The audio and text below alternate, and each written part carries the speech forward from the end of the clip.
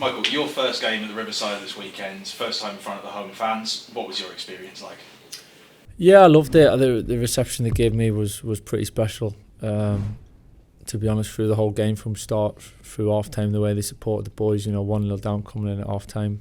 I think they appreciated what the boys were doing, trying to do, and the effort they were giving. And at the end, we all went home a little bit frustrated, but nevertheless, a little bit of a spring in our step because of the performance and a little bit excited of potentially what's to come. So the support every game we've had, the 3 games have been fantastic. Looking for more of the same again tomorrow night, which I'm sure we'll get. And as you say, it was a good performance even if we didn't get the result. What were your thoughts on the progress that the team's making over the last few games? Yeah, that's probably the key part for me is the progress. I'm not one that's all about performance and playing a certain way. Results are what we're here for as well. So you can't just go solely down one route. Sometimes you got to do whatever it takes to win the game, and when you're not at your best. But nevertheless, you go about a certain way, and your principles and the direction of how we want to play, and that was pretty evident on the weekend. I thought in every game we've improved. Second half at Preston we improved to the first half. Hull we improved from Preston, and it certainly improved again. So of course we want the wins to come with it, but we feel we're getting closer and in a short space of time, which is really pleasing of the what I'm seeing from the boys. Not just on the pitch, the boys training and how they're training and the quality of the training is really positive. Then the results got to back that up, and that's obviously what we're trying to do. Looking ahead at Blackpool tomorrow, what are you expecting from them, and is it going to change the way you think your team is set up? We do focus on ourselves quite a lot. We would definitely respect who we play. We talk about it. We work on problems that they potentially might cause us, and things that we've got to stop, spaces we've got to stop. Of course we don't disregard that by any stretch, but a big focus is on us and improving. Certainly being so early and working together and trying to get better as quickly as we can. And I think we're doing that. So we're looking forward to the game. There'll be tweaks from where we go game to game, but at the case after a performance like you want to build on that. I said after the game, it's not a case of same again, because no game's ever the same. Blackpool will pose a real threat for us. We'll have to defend well. They put bodies in the box. They're clever around the box. Crosses coming in the box, and we got to defend well as a team, not just as a back four, as a team. So this league's, there's always threats. Every team's got threats, and you've got to defend your box well. In terms of the work you are doing, do you think the break that's coming up is going to be a hindrance or a help for you? You can use it both ways. I'll certainly take the positive and say it's time we've got to work together, and a chance to focus on certain things on the training pitch that you just never get time to do normally through a season, both physically for the players in terms of managing between games, but actually keeping them together as a group as well, with as one, so you haven't got the team that started and you're trying to balance it off with the boys that haven't played and need topped up a little bit to be ready for the next game. So it'll keep us together, which I'm really looking forward to, getting to know the boys that a little bit more again, and just going for that next step and trying to improve. So thank you. It's 2 weeks today since you were appointed, Michael. In that 2 weeks you mentioned you've seen a lot of positives and a lot of good things happening in terms of the improvements game to game. Do you feel like you're kind of getting to a point where you're starting to be happy with how it's looking at the moment? Yeah, I've been happy from the start. I really have. The very first training session, I could see how good the boys were. How good the attitude was, and how much of a team and a squad we are. Of course, the longer it goes, on that kind of upward curve, we want to be going in the right direction and keep getting them better and improving all the time. And at this moment in time, as I sit here, we're quite happy the way things are going, but not satisfied by any stretch, because we need to be better. We want to be better. and that's what we'll be striving to do.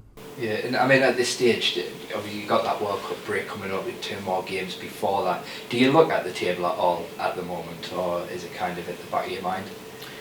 No, not really. Never really have done at this stage of the season.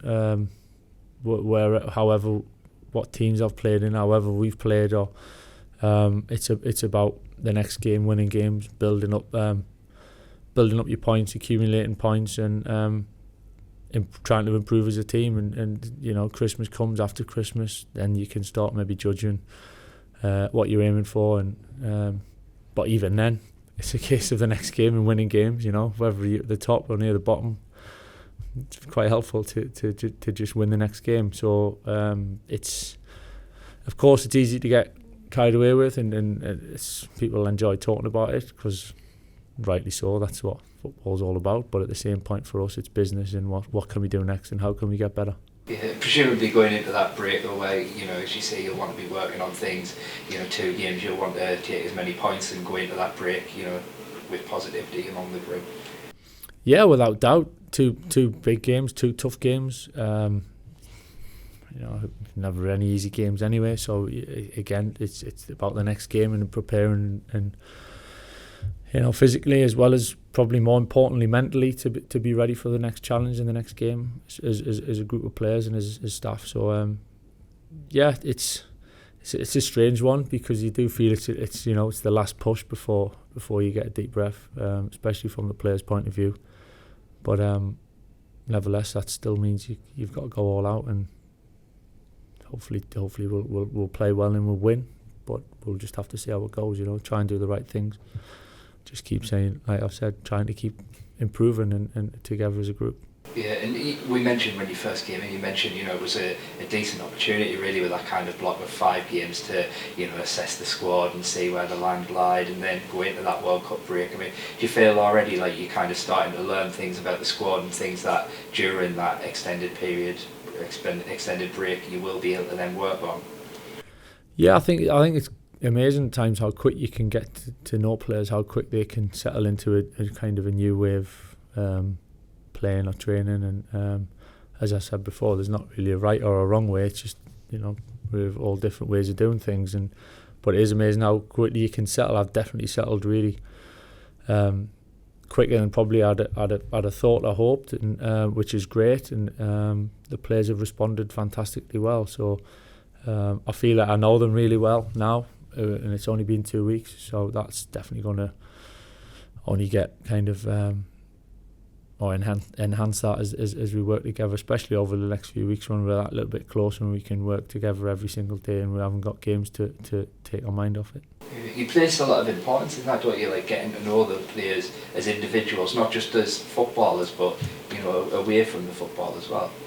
Yeah, I think it's vital. It's about people, you know, relationships, treating people in a certain way, and yeah, I suppose that's just my personal kind of beliefs in some ways, you know, and yeah, the footballers, and you know, the might players, and I've got to lead them and help them and lead the way and show them how we want to do things. But at the same, they are people, and they respond in different ways, and they've all got different things going on in their lives, like we all have, and you know, that's part of life, whether it's a football club or any business. It's getting the best out of each and every individual.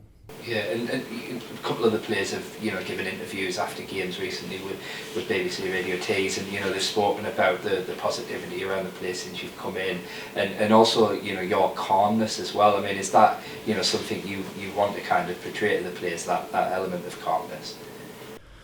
Yeah, and there's an element of me being myself. You know, sitting here, I can't fake it. You know, you might get away with it for a few days or a couple of weeks even, but ultimately you got to be yourself. That's one thing I've kind of learned over the years as a player, but even more so when I've seen different managers and coaches. And you got to stick to what you believe in, but again, treat people how I see it on a personal level. And that's my personality. I'm not kind of a fiery, up and down kind of person. I'm a little bit more stable and a bit calm, and maybe he's not exciting as some in some ways, but that's me, and I was like as a player. I never got too carried away, and I tried never to get too down on myself, and try to be quite balanced. And I think in the position I'm in now, I think it's really important that the balance of the emotions and being stable for the players is most helpful for them. Yeah, I did read an interview before you came though, where in the 3 games you were in charge of Man United, the kids didn't really recognise that calm mood that you had victory on the touchline. No, it's it's different, isn't it? There's different, all different parts of life. But yeah, I am generally quite calm.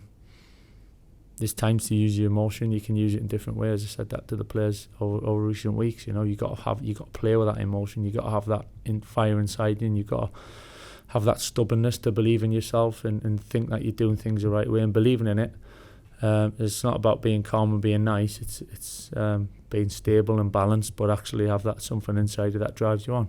Yeah, and you know, that'll ultimately lead, you hope, to, you know, performances improving on the pitches. You see, you played in that manner yourself, so you'll know how that calmness can, you know, lead to better performances. Yeah, for sure. And at the same point, you know, all the players can't be the same personality. You know, and I would never ask them to do that. You know, they're all their own ways, their own character, and sometimes. You know, they might need fired up in a different way. You know, not everyone can be performing at the best in that. That's just me. That's how I find brings out the best in me, and finding that's why getting to know the players individually to know what best suits them. Yeah, just last one from me. Are the squad and injuries coming out of the weekend? No, we're fine. Everyone come through the weekend fine. So we're in good shape. Thanks. Yeah. Playing so many games so quickly, does it mean that you've got to rethink at all with the team selection?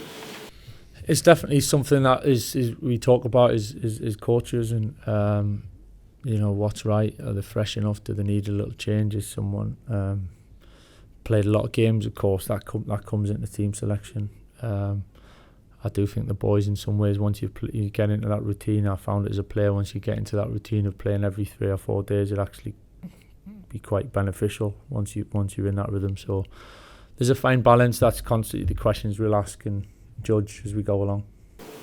You've already alluded to the fact that although we going into last week, we were looking down the table, many of us as fans, because we weren't too far away from the relegation zone. But on Saturday, everyone just applauded at the end of the game, even though we'd drawn.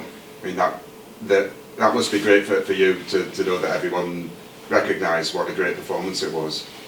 It's more for the players, to be honest. It's about the players, and you know, creating the right energy and environment and support for them to perform. And I thought the connection with the supporters was incredible.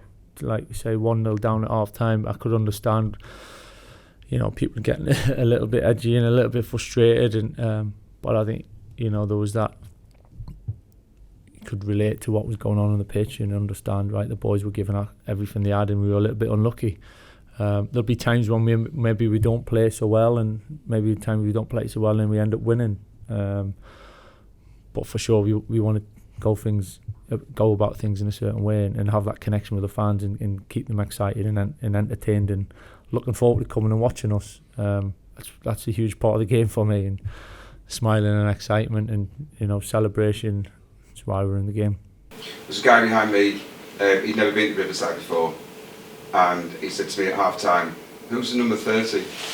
Which was obviously Hayden Hackney, and he thought, he couldn't believe it when I said, "Oh, he's only just broken into the first team." So he's you must be really pleased with the way that he's going about things.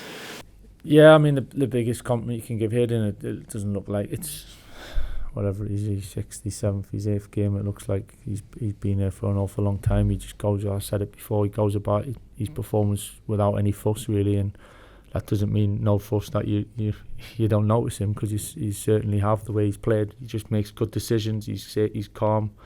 He's intelligent. Physically, he can cope with it, no problem. And I think the biggest thing for me as a player and playing in teams myself is and as a young boy coming through and getting your chances, having the trust of your teammates. The trust of your teammates is vital, and I think it's pretty obvious that the boys trust him, giving him the ball in all sorts of areas because they know he can cope with it, and trusted him defensively to know his job. And he just played some, in a mature fashion that you don't always get from a young boy not playing many games. So there's loads more to come from Hayden. I'm convinced of that. We're scratching the surface with him at the moment, but he's doing great. And I said to him, you've got to keep enjoying your football and keep working hard, but keep enjoying yourself. And finally, there should be 2,500, or well, could be 3,000 tomorrow night.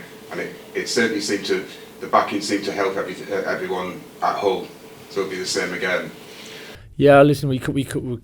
It's hard to explain the help that and the benefit that it is for the players and us as a club and as a group going into games with the support behind us like that, and the noise and the positivity, that the energy that it rubs off on the players is can be pretty special. So we hope for more of the same tomorrow night. A little bit more to shout about. Hopefully we play well and we win, and but nevertheless, to have a team that we're all connected to is so important. So the boys will be given the role, we'll be organised, and hopefully we can be entertaining as well.